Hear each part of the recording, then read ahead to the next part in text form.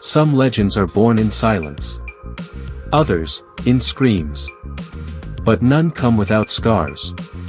Dr. Victor von Doom and Cassandra Nova were never meant to be ordinary. Their very births were the start of storms. For Doom, it was the loss of his Romani mother to demonic forces, and the weight of a broken homeland ruled by tyrants. He was a genius child, forging his intellect in pain, and swearing that never again would the world see him weak. Cassandra Nova, on the other hand, wasn't even truly born. She was the Mumadrai, an alien psychic parasite that became Xavier's twin in the womb. Sensing her evil even before birth, Xavier tried to kill her with his mind. But she survived, clinging to life and hatred. And from that moment, Cassandra existed with only one goal, to destroy. Doom grew into a man who believed intellect could be absolute power. He mastered both science and sorcery, not for fame, but for control. For order. For revenge. His genius was such that he rivaled Reed Richards and Tony Stark, and his sorcery rivaled Doctor Strange. Every scar, every loss, only made him more dangerous. Cassandra, meanwhile, became a living nightmare. She walked the earth not with footsteps, but with thoughts sharp enough to kill. She didn't just hurt people, she erased them. 16 million mutants in Genosha wiped from existence like dust.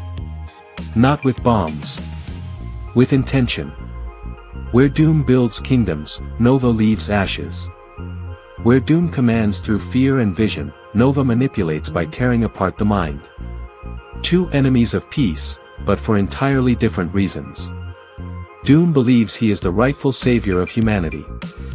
Nova believes humanity itself is the disease. Their philosophies are not just different, they are opposite storms spiraling toward inevitable collision. Weaponized intellect, machine versus mind. Dr. Doom's armor is more than steel. It's an extension of a mind sharper than any blade.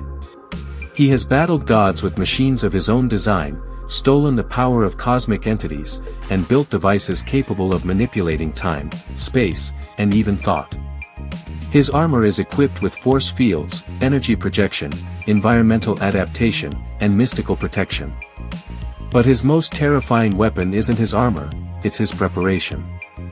Doom never walks into war unprepared. His contingencies have contingencies. He has coated his mind with failsafes. And even when you think he has fallen, it is often only a Doombot. Cassandra Nova, however, doesn't wear armor. She is the weapon. A psionic force unmatched by most mutants or gods, she reads minds, implants commands, rewrites memories, and manipulates biology at the cellular level. She can control your body like a puppet or shatter your brain with a whisper. Her greatest trick is her subtlety. By the time you realize she's attacking, you're already lost. Doom's machines may be powerful, but can they shield his mind from something that slips in before a single shot is fired? And yet, Doom has studied with sorcerers who see beyond space and time. He has stood against Charles Xavier himself and walked away with his mind intact. Doom's mental defenses are legendary, not just technical, but magical. Could Nova breach those defenses? Perhaps. But it wouldn't be easy. In Cassandra's world, the mind is a battlefield. But in Doom's world, the mind is a fortress built over decades. It would not fall without a siege of hellish proportions. When worlds collide, if they truly fought, imagine the skies above Latveria darken. Not from storms, but from psychic static. A shadow falls not from the sun, but from the weight of thought pressing on reality. Doom, sensing an anomaly, activates his defenses. Every Doombot in the nation switches to alert mode.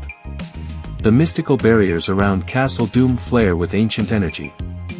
This is not a random attack. He knows who it is. And he's been waiting. But Cassandra doesn't crash through the gate. She never needed to. Doom's elite guards start to scream. One claws at his face, seeing insects. Another begs Doom to forgive sins he never committed. The Doombots begin malfunctioning, one detonates, another turns its blaster on a wall of civilians. Cassandra is already inside, whispering into minds from 100 kilometers away. She's not attacking Doom's systems, she's attacking the souls of those closest to him. Doom, enraged, responds with force. A psychic dampener pulses through the castle, momentarily quieting the madness. From his gauntlet, he releases a dimensional beacon that summons runes of anti-psionic defense. His mind, already shielded by both science and sorcery, locks down. Cassandra reaches for his thoughts, and finds a steel wall. But she doesn't panic. She smiles. Because Doom's defenses are physical, magical, predictable. But she is thought. Thought without form. Thought without rules.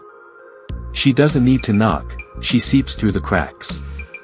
Doom counters with logic, with traps, with mystic equations.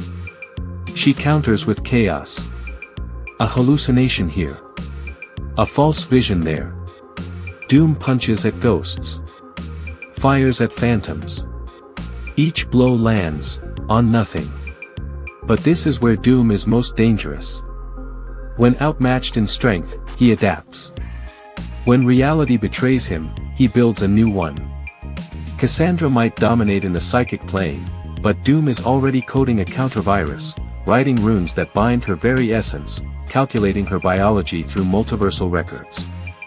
He doesn't just fight back. He evolves mid-battle.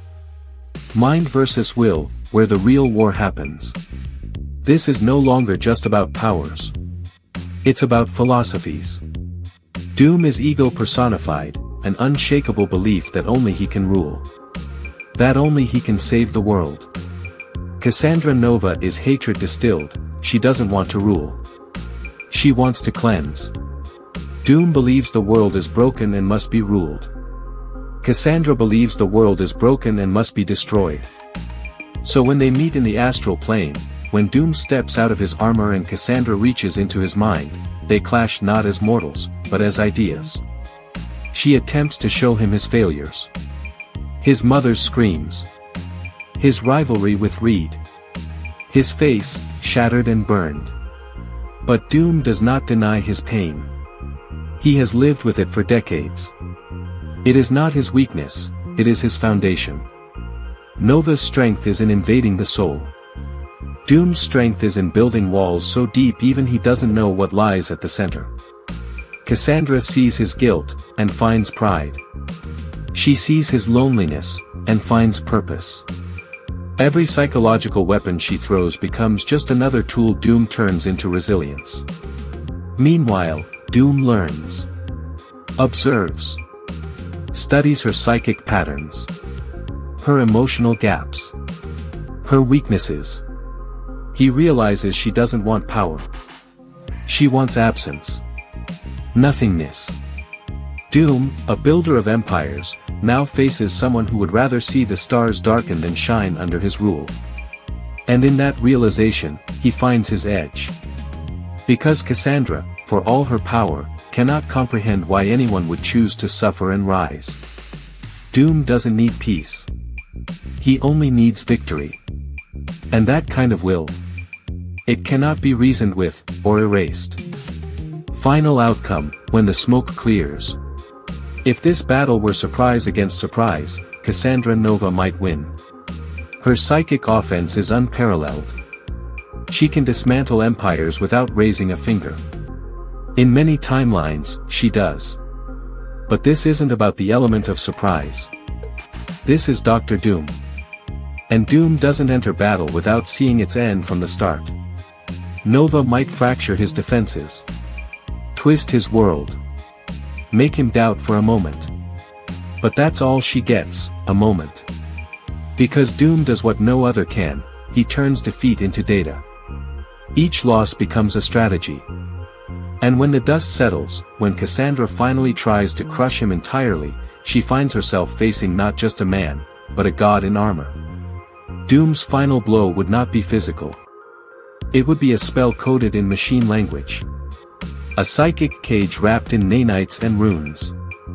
A paradox box that traps her own mind in an endless loop of mirrored thought. Not dead. Not destroyed. But contained. Because Doom doesn't always kill. Sometimes, he keeps monsters in vaults. Just in case. Winner, Dr. Doom, if he's prepared. And Doom is always prepared. Check out my other videos for more epic character crossovers and battles. Thanks for watching, and stay happy and healthy.